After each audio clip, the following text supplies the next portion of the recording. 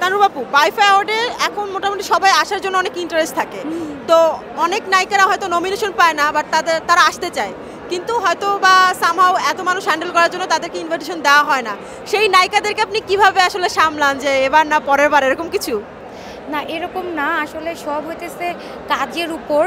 5টা করে তো নমিনেশন দিচ্ছেই প্রত্যেকটা ইয়াতে।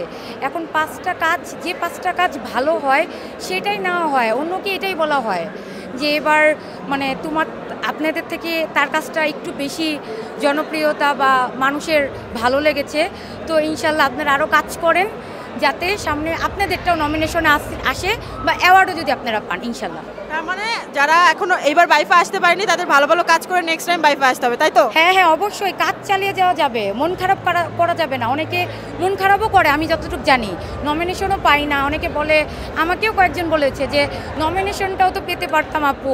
আমি বলেছি ভাইয়া কাজ করেন, ইনশাল্লাহ হবে। কখনো নমিনেশন না, অ্যাওয়ার্ডও পাবেন ইনশাল্লাহ, এটা আমি নিজেও বলেছি কয়েকজনকে।